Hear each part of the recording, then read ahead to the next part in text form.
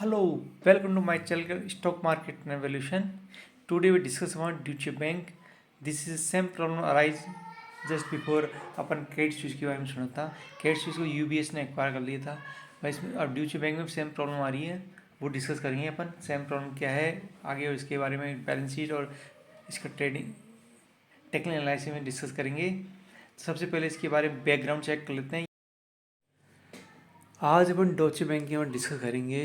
वो क्यों करेंगे, ये इसके लेटेस्ट न्यूज आई है कि डॉचे बैंक शेयर 12% टूट गया था उस रीज़न की वजह से। इसकी वजह से अपन इसके बारे में डिस्कस करेंगे। ये आप चेक करें स्लाइड के अंदर। इसका जो डिफ़ॉल्ट डॉचे बैंक CDS 5 ईयर का है, क्रेडिट डिफ़ॉल्ट स्वैप की, जो सडनली 17% इंक्रीज हो गया, इसकी वजह से इसका शेयर डाउन हुआ। और ये मार्केट में मैसेज गया कि ये भी सेम प्रॉब्लम हो सकती है जैसे कैट स्विच में थी। इसी वजह से पूरा मार्केट मेल्ट डाउन हो गया। ये चेक कर सकते हो आप। इसका मार्च 1 से लेके मार्च 23 तक इसका जो डॉचे बैंक का जो क्रेडिट डिफ़ॉल्ट स्वैप की रेट है $80 से $170 पहुंच गई, 100% इंक्रीज हुई। तो इसके भी चांस सेम दिख रहे हैं जैसे कैट स्विच के हुए थे। इसको भी बचाने के लिए मर्ज करना पड़ेगा अगर इस तरह की प्रॉब्लम चलती रही तो आगे। ये आप देख सकते हो बैंक सब बैंकों की, जो 5 बैंकों की CDS की रेट है। बैंक ऑफ अमेरिका की 8% बढ़ गई, बार्कले CDS 12% बढ़ गई, BNP परिवार की 8%, सिटी ग्रुप की 4% और क्रेडिट एग्रीकोल CDS की 11% बढ़ गई। ये सब में प्रॉब्लम शुरू हो रही है सब बैंकों में, इसलिए प्रीमियम ज़्यादा मांगा जा रहा है। जो बड़े बड़े इंस्टीट्यूट होते हैं वो जब भी कोई बॉन्ड परचेज करते हैं इंस्टीट्यूट ये बैंकों के, तो उस बैंक की जो बॉन्ड होते हैं उनको सिक्योर करने के लिए एक क्रेडिट डिफ़ॉल्ट स्विप यूज़ करते हैं, जिससे कि अगर फ्यूचर में कोई बॉन्ड पेमेंट नहीं होता, डिफ़ॉल्ट हो जाता है, तो ये सिक्योर हैं। ये जिससे परचेज करते हैं उस पर क्लेम करके वहाँ से वो पैसा वसूल कर ले। तो इसी वजह से क्रेडिट डिफ़ॉल्ट स्विप ये यूज़ करते हैं। तो इसकी रेट प्रीमियम बढ़ने का मतलब है कि चांस ज़्यादा है क्रेडिट ये डिफ़ॉल्ट होने के। सेम केस क्रेडिट स्विस में हुई थी और ऐसे केस इसमें भी चल रहा है। इसमें पॉसिबल है ज़्यादा होने के। अभी ये देख रहे हो BN परिवार और क्रेडिट स्विस ग्रुप, ये सब की कितने परसेंट मार्केट से डाउन हो गई। ये इंट्राडे चार्ट है, इसमें 6% तो क्रेडिट स्विस के हो गया, 5.44% BNP पेरेबाय को, और GLE का 7.12% हो गया। चार्ट में चेक कर सकते हो आप। ये यूरोप मार्केट डाउन हुआ था, ये न्यूज़ आई थी डॉचे बैंक के बारे में, तो उसके बाद मार्केट देख सकते हो कितना डाउन हो गया सब जगह यूरोपियन के अंदर। जर्मनी डेक्स 1.88%, फ्रांस का 1.97, UK का 1.92, इटली का 2.32 और स्पेन का 2.36% डाउन हो गया। European bank credit Swiss 6.67%, Societe General ऐसे 7.3%, बैंको ये 5.29, BNP परिवार 5.63 और डॉचे बैंक 12.53 डाउन हो गया। इसकी करेंसी भी देखो, करेंसी भी 1% टूट गई इनकी इसी न्यूज़ की वजह से।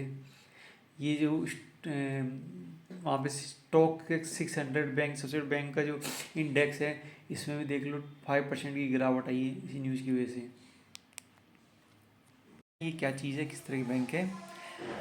ये जर्मनी बेस्ड बैंक है, इसका फ्रैंकफर्ट में इसका मेन ऑफिस है। ये फ्रैंकफर्ट स्टॉक एक्सचेंज और न्यूयॉर्क स्टॉक एक्सचेंज में लिस्टेड है। 1870 में इसका स्थापना हुई थी। ये वर्ल्ड की 21 लार्जेस्ट बैंक है और वर्ल्ड में 93 वर्ल्ड मार्केट कैपिटलाइजेशन है।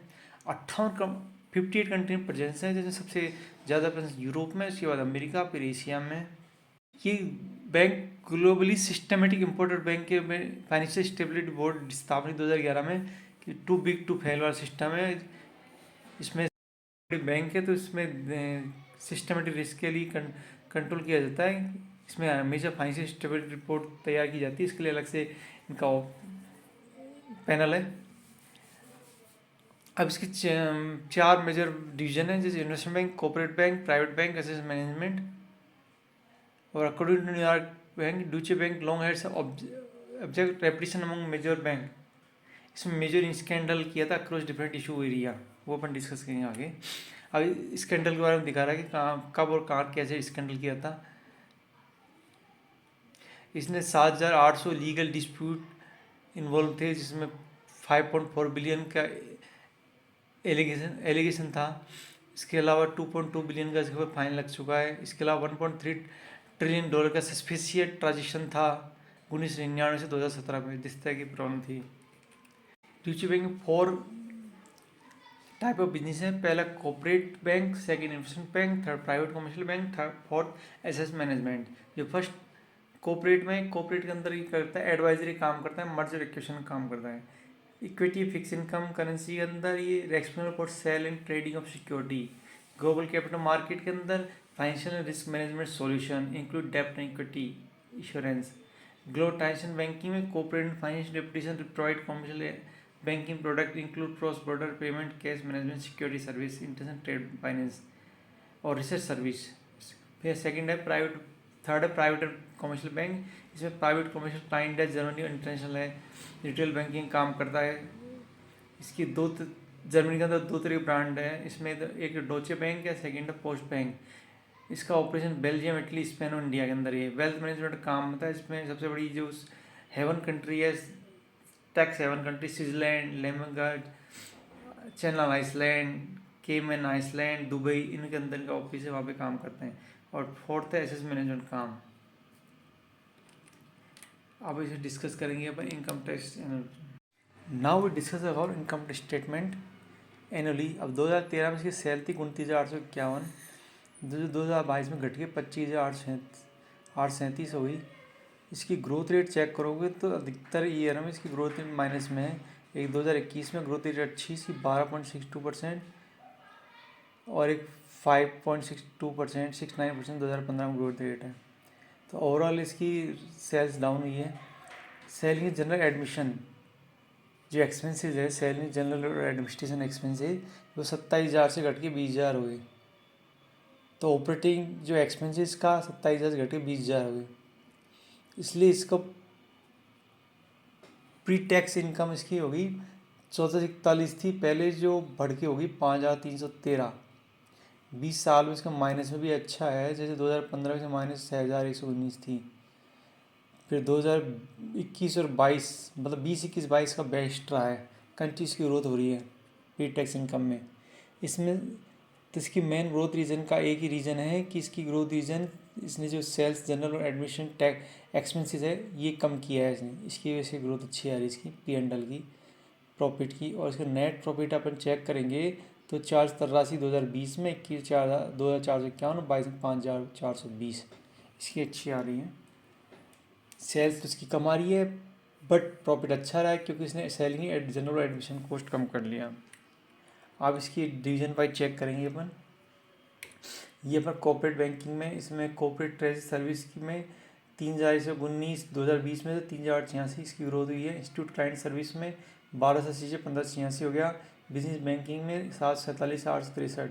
टोटल रेवेन्यू होगी 5,146 से बढ़ के 6,335। अब इसकी जो एक्सपेंसेज है, जनरल एक्सपेंस चेक करोगे आप 2,805 था, जो हाइस्ट 2,547। तो रेवेन्यू बढ़ रही है, जनरल एक्सपेंस कम कर रहा है। इसका मतलब P&L इसका 547 बढ़ के 2,051। कॉर्पोरेट बैंक ने इसका रेवेन्यू के अंदर 50% साथ दिया है। इसके बाद नेक्स्ट इसका है इन्वेस्टमेंट बैंकिंग। इन्वेस्टमेंट बैंकिंग में इसका जो डेप्ट ऑपरेशन है 1590 का।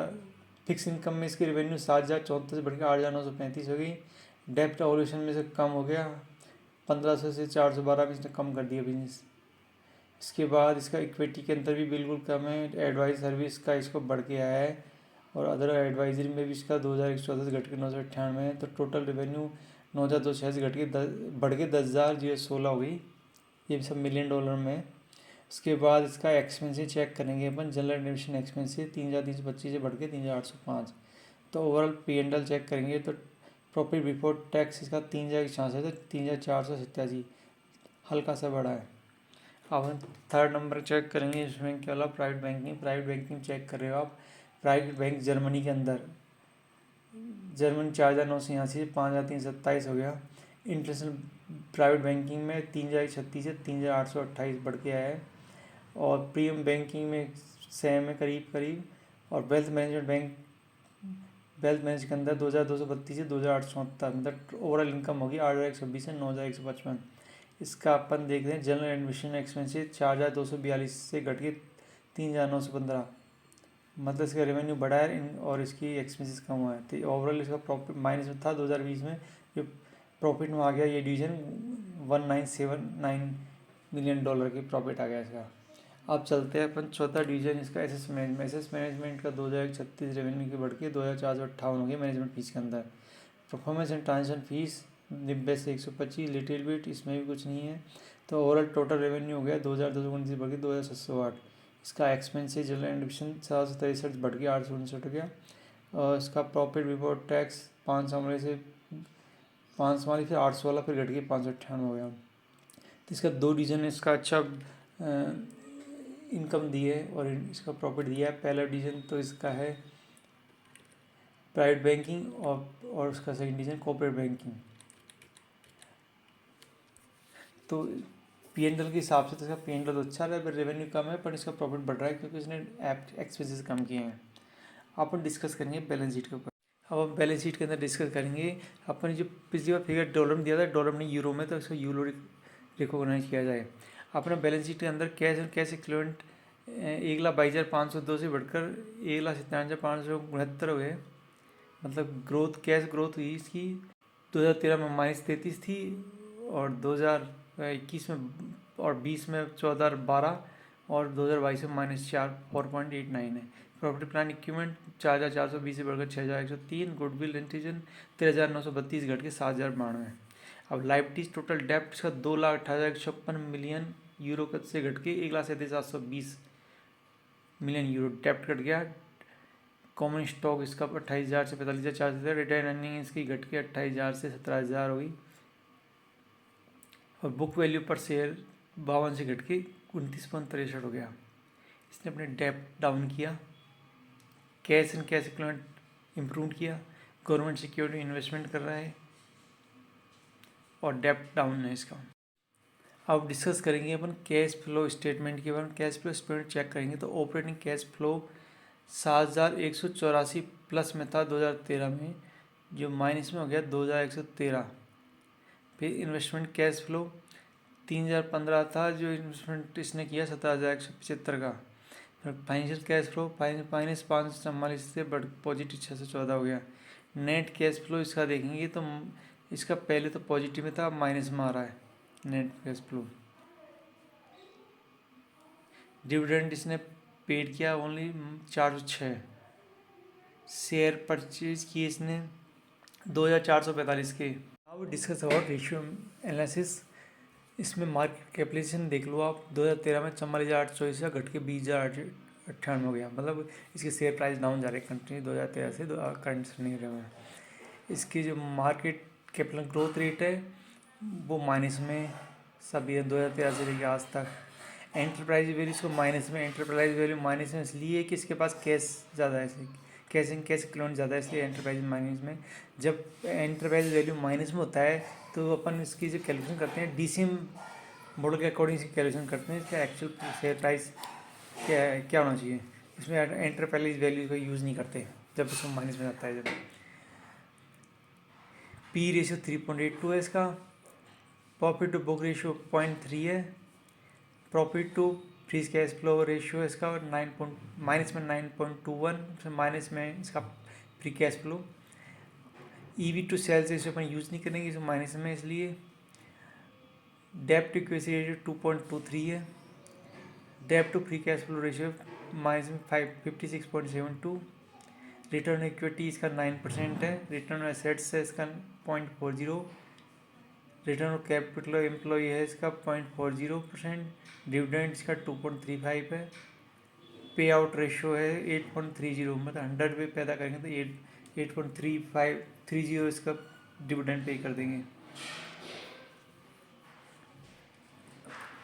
आप अपन चेक करेंगे इसका टोटल वैल्यूशन, जो अपन चेक कर लिया इसका टोटल वैल्यूशन 20.2 ट्रिलियन यूरो है। एंटरप्राइज वैल्यू माइनस में 43 ट्रिलियन है। इसका वैल्यूशन अपन पी रेशियो 3.82 वैल्यूशन ज़्यादा चेक नहीं करेंगे। अपन एनालिसिस के अकॉर्डिंग इसकी ग्रोथ रेट है कि इसकी क्या एक्सपेक्टेशन फ्यूचर में क्या ग्रोथ रहेगी, इसके बारे में डिस्कस हो रहा है इसके अंदर। हम जो अपन चेक कर पा रहे हैं तो जो टारगेट प्राइस दे रखा है ये लो है 11.45, एवरेज है 15.34 और हाई है 21.79% और एनालिसिस रेटिंग है स्ट्रॉन्ग बाई अक्टूबर 22 से लेके मार्च 23 तक 5 इंस्टीट्यूशनल बोल रहे हैं कि स्ट्रॉन्ग बाई करो और ओनली बाय बोल रहे हैं 8 से बढ़कर 11 हो गए, होल्ड 11 से घट के 8 रह गए, सेल 4 से घट के 2 रह गए, स्ट्रॉन्ग सेल्स 1 की है। मतलब टोटल ओवरऑल 29 में मैं मोस्टली इसको बाय की रेटिंग दे रहे हैं।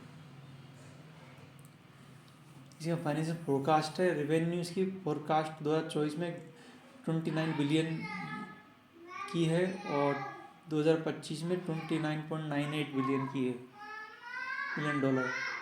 टेक्निकल ऐसे यूज़ करते हैं, टेक्निकल ऐसे यूज़ करोगे तो आप चेक करोगे chart monthly candle stick chart 2002 से है। 2008 में फाइनेंशियल मेल्टडाउन आया था, उस समय इसकी हाईएस्ट रेट आई थी 140, उसके बाद इसने कभी टच नहीं किया। इसका हमेशा डाउन ट्रेड चल रहा है। 2008 के बाद इसकी शेयर प्राइस सडनली 2009 के अंदर इसकी वही 10 के आगे आ गई, इसके बाद ये 60 पहुंच गई, फिर कंटिन्यू डाउन चल रहा है। तो अब करंटली इसकी 9.35 है, डाउन चल रहा है इसका मंथली चार्ट के अंदर। और वीकली चार्ट चेक करो तो वीकली चार्ट में लाइन जा रही है डाउन से, कंटिन्यू ट्रेड डाउन चल रहा है।